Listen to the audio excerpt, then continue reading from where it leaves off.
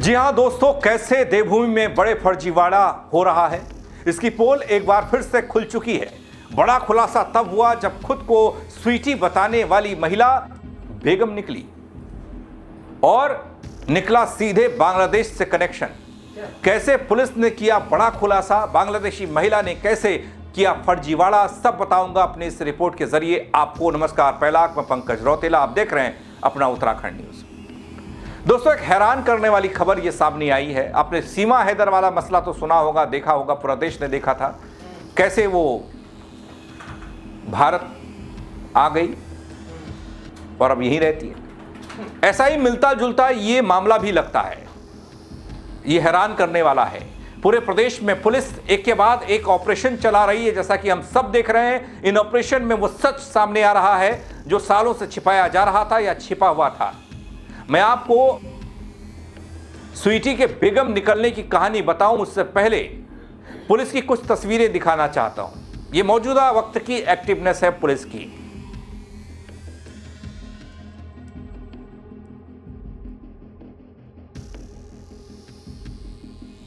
दोस्तों, ये रात के अंधेरे में पुलिस की चौकसी की बात हम करते हैं और तस्दीक इस तस्वीरें करती हैं कि मौजूदा वक्त में ऐसा है कि पुलिस कानून व्यवस्था को व्यवस्थित करने के लिए दिन रात एक किए हुए है। अपने उत्तराखंड में दिन के उजाले से बचकर रात के घुप अंधेरे में बड़े बड़े कांड को अंजाम दिया जाता रहा है और उसी का नतीजा है कि पुलिस लगातार ऑपरेशन दर ऑपरेशन चला रही है।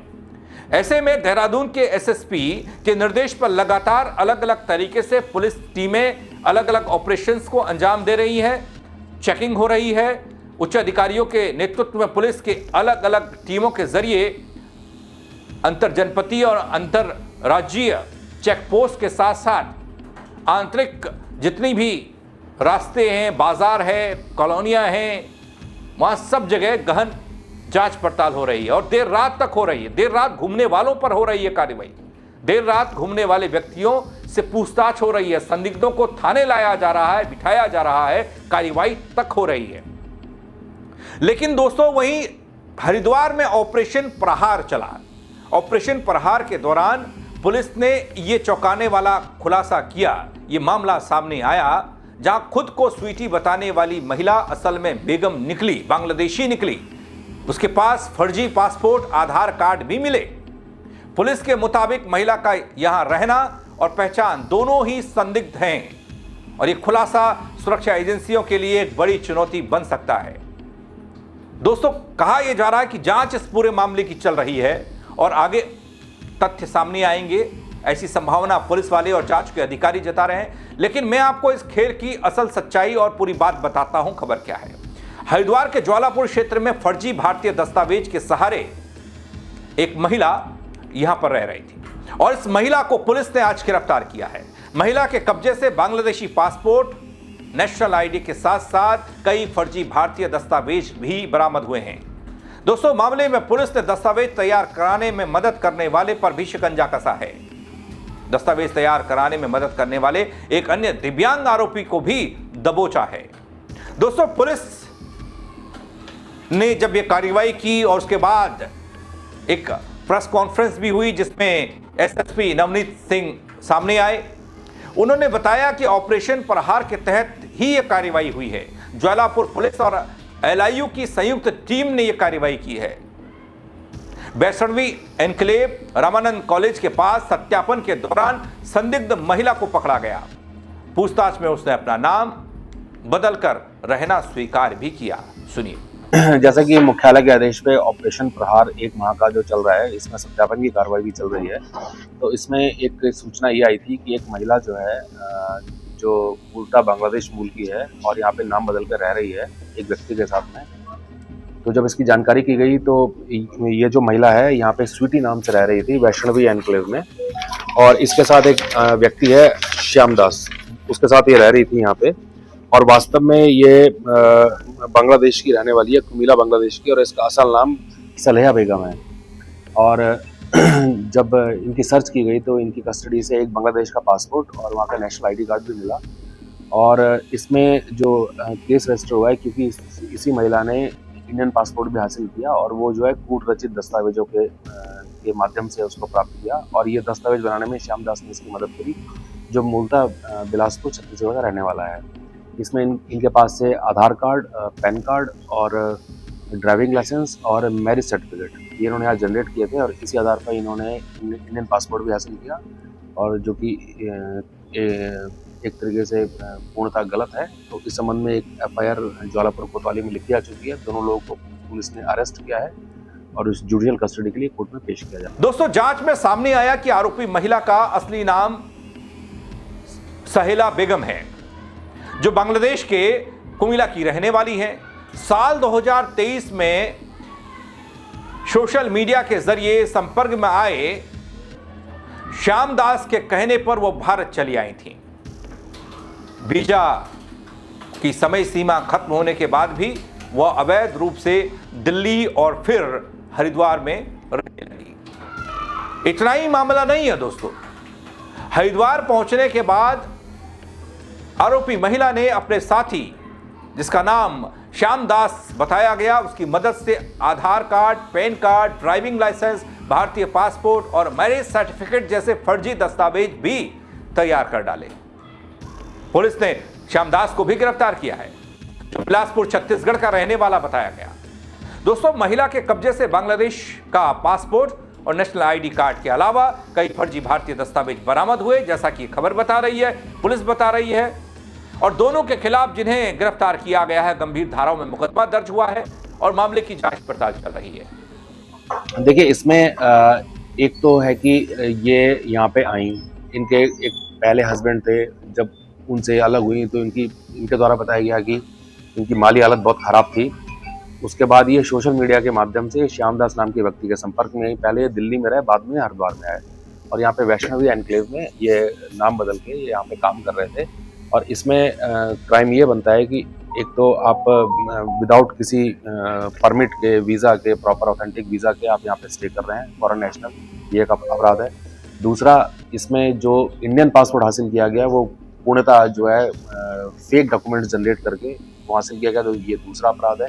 फेक डॉक्यूमेंट्स क्रिएट करना, इंडियन पासपोर्ट प्राप्त करना और अपनी पहचान छुपा के रहना, ये भी क्रिमिनल पार्ट है इसका। तो इसमें इन्वेस्टिगेशन हम कर रहे हैं और अगर इनके कुछ और सहयोगी या साथी के बारे में जानकारी मिलेगी तो उनके खिलाफ भी कार्रवाई की जाएगी। लेकिन दोस्तों, ऐसे कई मामले पिछले कुछ वक्त में हमारे सामने आए हैं, जहां बाहरी राज्यों के ही नहीं, बाहरी देशों के लोग उत्तराखंड जैसे राज्य में बड़ी आसानी से फर्जी तरीके से रह रहे हैं, फर्जी कागजातों के बिना पर रह रहे हैं, बुनियाद पर रह रहे हैं, और उसी पर वो अपना कामकाज भी कर रहे हैं।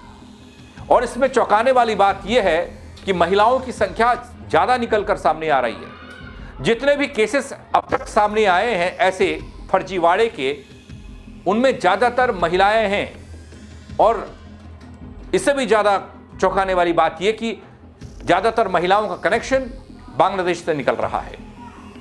क्या बांग्लादेश से यह कनेक्शन निकलना इतना भर है कि कोई बांग्लादेश से चलकर भारत आया, भारत आकर वो उत्तराखंड में रहने लगा, या फिर इसके पीछे कुछ और भी है, कुछ एजेंडा है या कुछ मकसद है, कोई साजिश है, या फिर एक आया उसके पीछे दूसरा आया, उनको आसान लगा देवभूमि में रहना क्योंकि यहां पर ऐसा कुछ होता नहीं था। बल तमाम जितनी भी झुग्गी झोपड़ियां और तमाम ऐसे इलाके हैं जो हमेशा सवालों के घेरे में रहे हैं, वहां कौन रहता है और कहां से आकर रहता है, आज तक कोई पूछने नहीं गया। बल नदी नाले खाले सब पटे पड़े हैं ऐसे लोगों से जो बाहरी राज्यों से आए, बाहरी देशों से आए। और ताज्जुब की बात तो यह है कि उन नालों खानों में अतिक्रमण तो सवालों के घेरे में था ही था, अब बसावट भी सवालों के घेरे में आ गई और उनको मिलने वाली सुविधाएं भी सवालों के घेरे में आ गई। क्या नहीं मिला ऐसे लोगों को जो बाहरी राज्यों से आए या फिर बाहरी देशों से फर्जी तरीके से फर्जी दस्तावेज लेकर उत्तराखंड में रहे, पहले छोटी झोपड़ी, फिर थोड़ा कच्चा मकान, फिर थोड़ा पक्का घर, ऐसा करते करते बिजली पानी राशन सब ले रहे हैं। के माध्यम से बनवाया गया सर ये पासपोर्ट और ये बने हैं, तो एजेंट होंगे या जो भी होगा वो ऑलरेडी हम लोगों की जानकारी में है। वो वेरिफिकेशन हम लोग कर रहे हैं कि ये फेक डॉक्यूमेंट्स किस माध्यम से कहाँ से इन्होंने किस प्रकार से प्राप्त किए हैं वो जानकारी इन्होंने पूछताछ में दी है, तो उसमें हम लोग की आगे की इन्वेस्टिगेशन चल रही है। इसमें ऑलरेडी ये तीसरा मुकदमा है ये हमारा जो इसमें रजिस्टर हुआ है। एक कलियर में रजिस्टर हुआ था, एक सिडकुल थाने में रजिस्टर हुआ था, जिसमें कि वो जन कल्याण केंद्र के नाम पर वो फर्जी जन्म प्रमाण पत्र जारी कर रहे थे और आधार कार्ड फर्जी बनाए जा रहे थे। तो 2 मुकदमे ऑलरेडी दर्ज हुए, तीसरा केस है। इसके अलावा इसमें जो ऑपरेशन प्रहार है इसमें 70 के ऊपर हम लोगों ने आज तक 3 तारीख से शुरू हुआ था ये, जिसमें कि नॉन बेलेबल वारंट जो होते हैं वो हमारे वारंटी हैं, उनके वांछित जो हैं उनकी अरेस्टिंग हुई है। इसके अतिरिक्त बड़े पैमाने में सत्यापन अभियान हुए हैं, 81-83 पुलिस एक्ट में कार्रवाई हुई है। तो वो लगातार हम कर रहे हैं और प्रयास ये रहेगा कि हमारी चारधाम यात्रा भी आने वाली है, उसके बाद कांवड़ का त्यौहार आता है, श्रावण मास, उसके बाद फिर कुंभ के लिए तैयारियां हो रही हैं हरिद्वार में। तो हम पुलिस पूरी तरह गियर अप रहे और इस तरीके के कोई क्रिमिनल एलिमेंट्स हैं तो उनको हम जनपद से बाहर कर सकें। ऐसे लोगों के लिए अभी तक कोई नियम ऐसा नहीं बना है, ना कोई कानून बना है, ना कायदा बना है, कुछ भी नहीं है। हाँ, ये लोग अबोर्ड भी करते हैं, ये लोग उत्तराखंड की सरकार को चुनने में अहम योगदान भी दे रहे हैं और ऐसे ही मामलों में ऐसे चौंकाने वाले खुलासे रह रहकर, चाहे वो देहरादून हो, चाहे वो हरिद्वार हो, रुड़की हो, या फिर आप कुमाऊं के क्षेत्र में जाइएगा, वो मैदानी तराई इलाका खासकर ज़्यादा प्रभावित दिखता है। पहाड़ चढ़ने की इतनी हिम्मत नहीं कर पाते ये लोग। काशीपुर वाला इलाका, उधम सिंह नगर, रुद्रपुर, नैनीताल तक तो पहुंच ही गए हैं। ये लोग यहाँ रहना अपने आप को बड़ा महफूज मानते हैं, लेकिन अब शायद चाहे वो ऑपरेशन प्रहार हो, चाहे वो ऑपरेशन दूसरे जो पुलिस के चल रहे हैं, उन ऑपरेशन के जरिए इनकी कलई खुल रही है। ऐसे कई मामले लगातार रह रहकर सामने आते रहते हैं जिसमें फर्जीवाड़ा कर रहे हैं, फर्जीवाड़ा करने वाले भी इसी देश के, उसी राज्य के, और उनको पनाह देने वाले भी। लेकिन ये सब हो क्यों रहा है, कैसे हो रहा है, इसके पीछे क्या कोई साजिश तो नहीं है? इसका खुलासा कभी नहीं हुआ। आप क्या कहेंगे इस खबर को लेकर? कमेंट के जरिए अपनी राय जरूर दीजिएगा दोस्तों, शेयर भी कीजिएगा और लोग भी सतर्क रहें, ऐसे लोगों से बचें और उनसे पूछताछ करें कि कौन कहां से आया है। फेसबुक पर देख रहे हैं तो फॉलो कीजिएगा, यूट्यूब पर देख रहे हैं तो सब्सक्राइब कीजिएगा। मेरे साथ जुड़ने के लिए आप सबका बहुत शुक्रिया। जय हिंद।